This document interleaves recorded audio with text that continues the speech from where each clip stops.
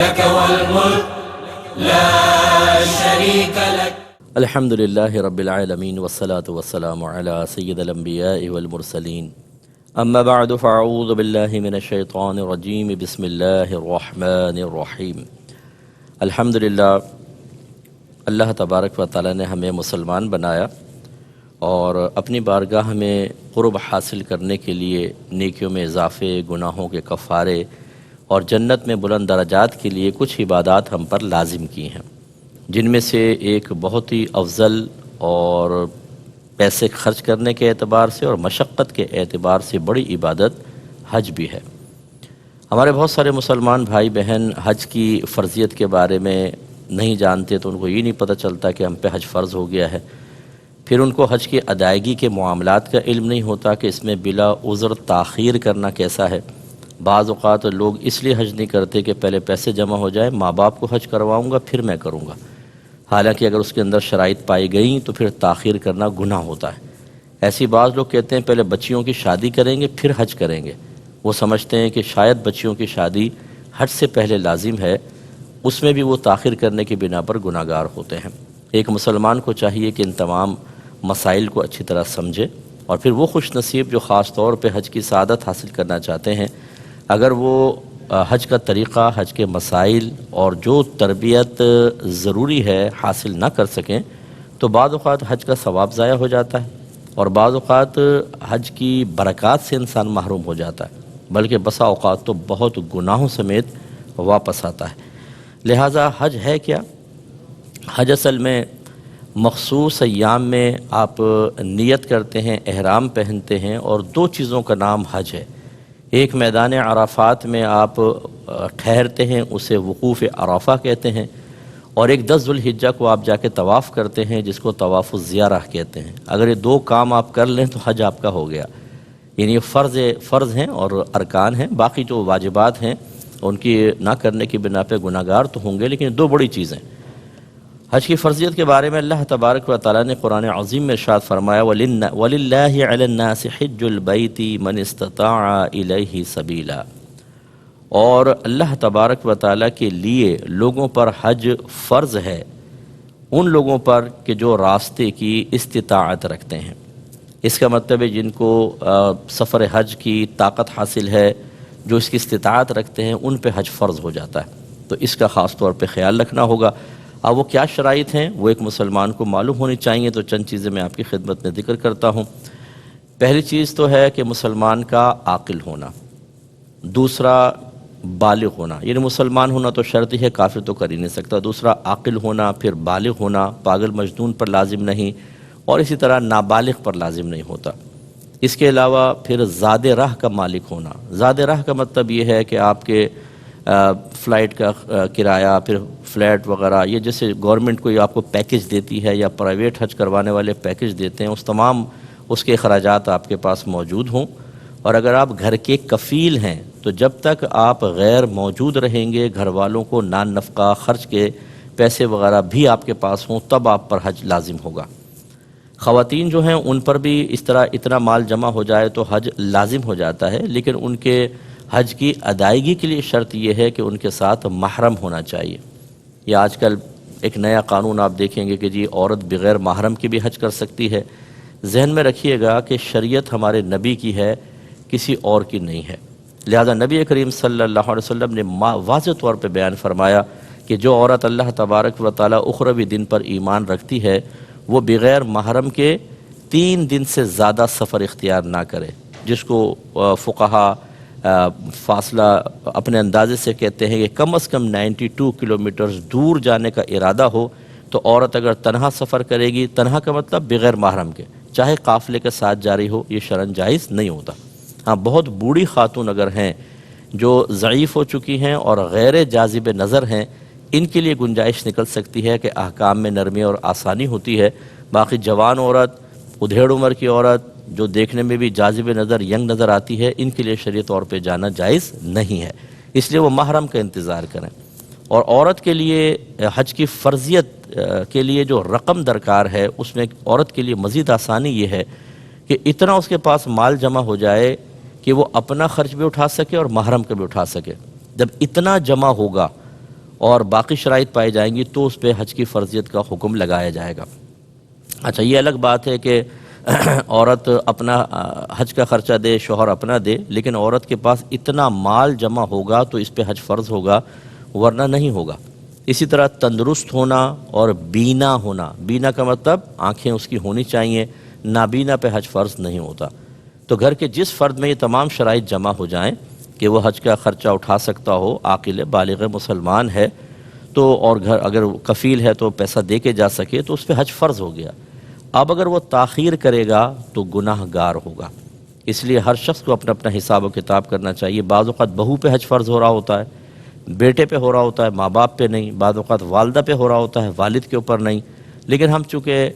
ان مسائل کو نہیں جانتے تو سال ہر سال اس کو ہم آگے پیچھے کرتے رہتے ہیں اور گناہ گار ہوتے رہتے ہیں۔ بلا عذر 1 سال کی تاخیر کرنا بھی گناہ ہے۔ اس پہ میں وعید آپ کو عرض کرتا ہوں۔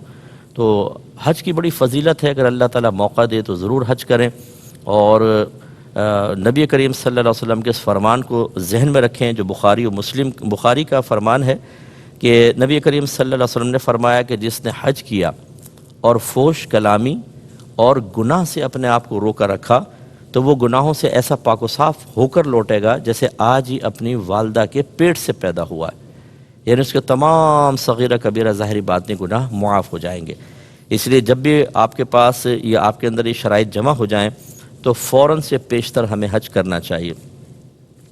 اور دیکھیں، جو حج نہ کر سکے، بعض لوگ ہوتے ہیں سستی کرتے رہتے ہیں، اچھا کر لوں گا اگلے سال اگلے سال اگلے سال۔ ایک تو تاخیر کرنے میں گناہ، اور پھر اچانک موت آ جاتی ہے اور انسان دنیا سے رخصت ہو جاتا ہے۔ میرے سامنے کتنے لوگوں کا ایسا انتقال ہوا کہ حج کو وہ ٹالتے رہے اگلے سالوں پر، اور اچانک موت آئی اور وہ قبر میں چلے گئے۔ ترمذی کی روایت ہے، رحمت کونین صلی اللہ علیہ وسلم ارشاد فرماتے ہیں کہ جو شخص ایسے زیادہ راہ اور سواری پر قادر ہو گیا جو اسے بیت اللہ تک پہنچا دے اور وہ پھر بھی حج نہ کرے اور مر جائے تو چاہے یہودی ہو کر مرے یا عیسائی ہو کر مرے۔ تو آپ اندازہ کریں کتنا سرکار صلی اللہ علیہ وسلم نے ناراضگی کا اظہار فرمایا۔ ابھی یاد رکھیے کہ جن میں یہ شرائط ہوں گی یہ کب دیکھی جائیں گی؟ ہونا تو یہ چاہیے کہ حج کے ایام کے اندر ہوں۔ حج کے ایام ہوتے ہیں جیسے شوال شروع ہوتا ہے نا، میٹھی عید ختم ہوتی ہے، یعنی رمضان کے بعد، عید کے بعد اگلے دن سے ہی سمجھ لیں حج کے ایام اسٹارٹ ہو جاتے ہیں۔ پورا شوال، پھر ذیقعد اور ذی الحجہ کے 10 دن، 2 ماہ 10 دن۔ یعنی اس کا مطلب کیا ہے کہ اگر آپ نے شوال میں حج کے احرام کی نیت کر لی تو یہ آپ کا احرام ویلڈ مانا جائے گا۔ یہ مخصوص ایام ہے، لیکن اتنی جلدی تو خیر کوئی نہیں پہنتا، لیکن یہ ہے ایام۔ تو ویسے تو ان ایام کے اندر یہ ہمیں شرائط کسی شخص میں دیکھنی چاہیے، لیکن فقہا نے فرمایا کہ آپ کے علاقے سے، آپ کے ملک سے جب قافلے حج کے روانہ ہوں، یا جیسے ہمارے ملک پاکستان یا دیگر جگہوں پہ قرآن دازی ہوتی ہے کہ بھئی اب آپ اگر حج کے لیے جانا چاہتے ہیں قرآن دازی، یہ جو ایام ہیں قرآن دازی کے، ان دنوں میں اگر کسی کے اندر یہ شرائط موجود ہوں گی تو یاد رکھیں کہ اس پہ حج فرض ہو جائے گا اور اس کو جانا ہوگا۔ ایک بات یہاں ضمناً مزید یاد رکھیے کہ بعض اوقات یہ چیزیں ہمارے پاس موجود نہیں ہوتی، اس کے باوجود اگر ہم حج کریں، مثلا کسی نے ہمیں دے دیا پیسہ کہ چلو حج کر لو، بعض اوقات کوئی ادارے سے آپ وابستہ ہوتے ہیں وہ آپ کو پیسہ دے دیتے ہیں، تو ایسی صورت میں آپ جو حج کریں گے تو وہ چونکہ آپ پہ تو فرض نہیں ہوا، ہونا نفل چاہیے، تو وہ نفلی حج ہوگا۔ لیکن میرا مشورہ یہ ہوگا کہ جو اس طرح خود زیادہ راہ پر قادر نہیں ہیں، کوئی ان کو حج کروا رہا ہے یا اسی طرح آفس وغیرہ میں ہو جائے، تو وہ نیت کر لیں فرض حج کی۔ فقہا نے فرمایا ہے کہ اگر کوئی کسی پہ حج فرض نہیں تھا لیکن موقع مل گیا ادائیگی کا اور فرض کی نیت سے ادا کر لے تو اس کا فرض ہی ادا ہوگا، یعنی آئندہ زندگی میں اگر کبھی اس کو اللہ تبارک و تعالی مزید مال عطا فرماتا ہے جو حج کے لیے لازم ہے تو وہ پھر حج فرض نہیں ہوگا، پھر دوبارہ آنے کی اس کو حاجت نفل کرنا چاہے کر لے۔ تو اس لیے میرا مشورہ ہے کہ آپ جب اگر کوئی ایسے بھائی بہن ہمارے جانا چاہتے ہیں جو کوئی اور ان کو کروا رہا ہے، حج فرض نہیں ہے، تو فرض کی نیت سے ہی حج کریں تو انشاءاللہ ان کو برکات حاصل ہوں گے۔ جن بھائی بہنوں کے نام حج کے لیے قرآن دازی میں نکل آتے ہیں یا وہ پرائیویٹ طور پہ حج کرنا چاہتے ہیں تو انہیں چند چیزیں ضرور اپنے ساتھ رکھنی چاہیے۔ میں اس کی تھوڑی مختصر سی تفصیل آپ کو ذکر کر دیتا ہوں۔ ایک تو موسم کے لحاظ سے کپڑے رکھیں، آپ کچھ لباس ضرور ساتھ رکھیں، میلے ہو جاتے ہیں، احتلام بھی ہو جاتا ہے، دیگر مسائل ہوتے ہیں۔ احرام کی بھی 2 چادریں رکھیں، مرد 2 سیٹ، یعنی ایک احرام تو پہن کے جائیں گے آپ، وہاں میلا بھی ہو جاتا ہے، کبھی ایسا بھی ہوتا ہے کہ کوئی ناپاکی وغیرہ ہوتی ہے، کہیں گر جاتا ہے تو آپ چادریں تبدیل کر سکتے ہیں، سردی ہیں تو سردی کے، گرمی ہیں تو گرمیوں کے کپڑے۔ دوسرا، ایک بڑا بیگ آپ لیں جس میں آپ تمام اپنی چیزیں اس میں ڈال سکیں، یہ مطلب لگیج ہوگا جو آپ جمع کرائیں گے۔ اسی طرح پاسپورٹ ہے، ٹکٹ چیک کر لیں اچھی طریقے سے، اور ہیلتھ سرٹیفکیٹ وغیرہ، یہ سب چیزیں آپ کے پاس ہونی چاہیے، جانے سے پہلے اچھی طرح چیک کریں، اور ایک چھوٹا بیگ لے لیں جن میں یہ چیزیں آپ ڈال کر انہیں اس کو گلے میں لٹکا سکیں۔ مرد جو ہیں وہ احرام کی 2 چادریں لیں گے، جیسے میں نے بتایا 2 سیٹ لے لیں، اور میرا مشورہ ہے کہ تولیہ والا احرام لیجئے گا، وہ کپڑے والا ہوتا ہے وہ ذرا گیلا ہو جائے تو کھال سے چپک جاتا ہے اور جسم کی حیت ظاہر ہوتی ہے۔ تولیہ والا ٹھیک رہتا ہے، پسینہ بھی جذب رہتا ہے اور موٹا بھی ہوتا ہے، ستر کی اچھی حفاظت ہو جاتی ہے، ہوا میں زیادہ اڑتا بھی نہیں ہے۔ لیکن بعض اوقات آپ جائیں گے دکانوں پہ لکھا ہوگا عورتوں کا احرام، عورتوں کا کوئی احرام نہیں ہوتا، عورتیں اپنے وہی سلے ہوئے لباس میں نیت کریں گی، یہ بیچنے کے چکر ہوتے ہیں، بچیوں کو پتہ نہیں ہوتا، خواتین کو، ہماری بہنوں کو، وہ لے کر وہ پہن لیتی ہیں، اسکارف ٹائپ ہوتا ہے، چہرہ نظر آ رہا ہے پورا نیچے تک، وہ آپ کا ایک کپڑا ہوتا ہے، اس کو احرام کہہ دیتے ہیں۔ عورتوں کا کوئی احرام نہیں ہوتا، خواہ پیسہ خرچ کرنے کی حاجت نہیں ہے، جو آپ کے مطلب عام لباس ہے اسی میں آپ کریں، باقی اور کیا احتیاط کرنی ہے وہ احرام کی میں ضمن میں عرض کر دوں گا۔ اس کے علاوہ ایک بیلٹ باندھ سکتا ہے مرد جو ہے، یہ یاد رکھیں کہ مرد کو سلا ہوا لباس پہننا منع ہوتا ہے، لیکن یہ بیلٹ جو ہے وہ سلے ہوئے لباس کے اندر نہیں آتی، ہمارے عرف میں کوئی بھی اس کو لباس نہیں کہتا، لیکن پھر بھی آپ اس سے صرف احرام کو سنبھالنے کی نیت نہ کریں بلکہ قصد و ارادہ کریں کہ میں اس میں پیسے، اپنے پاسپورٹ یا دیگر چیزیں رکھ لوں گا، بیلٹ باندھنے میں کوئی حرج نہیں ہے۔ اسی طریقے سے لاسٹک ہوتی ہے، اس کو لاسٹک، یہ بھی کوئی ایسا نہیں ہوتی، اگر آپ کو یہ گمان ہو، جیسے بچے ہوتے ہیں نا، ان کو کبھی یہ بیلٹ بھی نہیں سنبھال پاتے، ان کو ایک مطلب وہ لاسٹک کر کے باندھ دیں تو وہ بالکل احرام کو روک کے رکھیں گی، ورنہ یہ سرک جاتا ہے اور پھر وہاں پر مسائل ہوتے ہیں، کیونکہ ہر ایک کو احرام پہننے کی عادت نہیں ہوتی۔ اپنی مصلی لے لیں، تسبیح وغیرہ لے لیں، جیسے بعض اوقات کسی جگہ خاص بیٹھنے کو جگہ نہ ملے تو آدمی وہ کر لے۔ اس کے علاوہ اگر سردی وغیرہ ہے چادر لے لیں، تکیہ لے لیں، ویسے تو سب چیزیں تقریباً وہاں مل جاتی ہیں آپ کو۔ پانی پینے کی بوتل ضرور ساتھ رکھیں، کیونکہ بسا اوقات رش بہت ہوتا ہے، آپ کو اس مقام تک جانا مشکل ہوتا ہے، اپنے پاس بھر کے رکھیں، وہ پینے میں آپ کو بڑی آسانی رہے گی۔ اس کے علاوہ سیفٹی ریزر ہے یا مشین اپنے پاس رکھیں۔ یہ یاد رکھیں کہ جب محرم حالت احرام سے باہر نکلنے لگے تو وہ اپنا سر بھی مونڈ سکتا ہے اور دوسرے محرم کا بھی سر صاف کر سکتا ہے، لیکن جب باہر نکلنے کا موقع نہ ہو، یعنی احرام کی پابندی سے باہر نکلنے کا وقت نہ ہو، اس سے پہلے اگر آپ کسی کا سر مونڈیں گے یا اپنا سر صاف کروائیں گے تو دم لازم ہوتا ہے۔ دم کا مطلب ایک بکرا یا دمبا ذبح کرنا۔ تو جب آپ بالکل جیسے آپ نے مثال کے طور پہ عمرہ پورا کر لیا، حلق کروانا ہے، تو یہ آپ کو بڑا فائدہ دے گا، ورنہ بہت زیادہ پیسے دینے پڑتے ہیں وہاں پہ،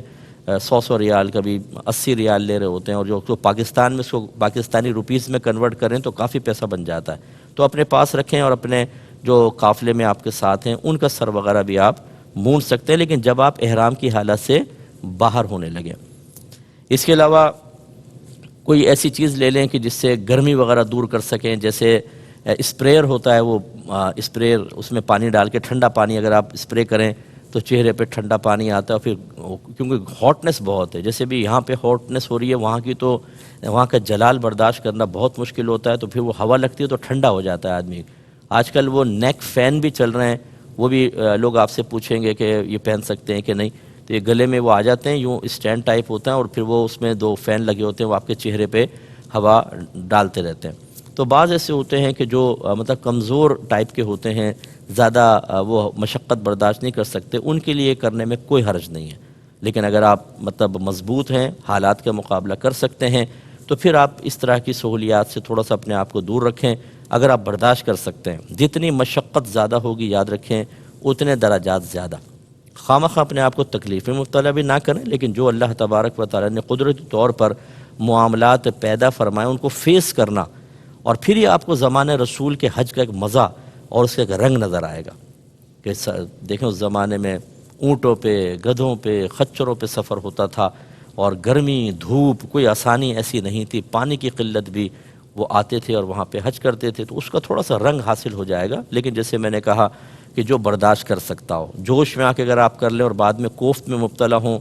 پھر معذاللہ گرمی کو برا بھلا کہیں، یہ ٹھیک نہیں ہوتا۔ اس کے علاوہ تھوڑی سی گولیاں مخصوص چیزوں کی رکھ لیں، جیسے موشن کی تھوڑی گولیاں رکھ لیں ڈاکٹر سے مشورہ کر کے، اسی طرح نزلے کی ہیں، بخار کی ہیں، پین کی ہیں، جسم میں درد کی ہیں، سر درد کی گولیاں تھوڑی سی مشورہ کر کے رکھ لیں، کھانسی کا کوئی سیرپ، کوئی گولیاں ٹیبلٹس وغیرہ رکھ لیں، کیونکہ وہاں پہ بعض اوقات رش اتنا زیادہ ہوتا ہے، فوری طور پہ آپ کہیں جا نہیں سکتے ہیں، اس وقت آپ کو بہت یہ فائدہ دیں گی چیزیں۔ اس کے علاوہ مسائل حج پر کوئی کتاب اپنے پاس ضرور رکھیں،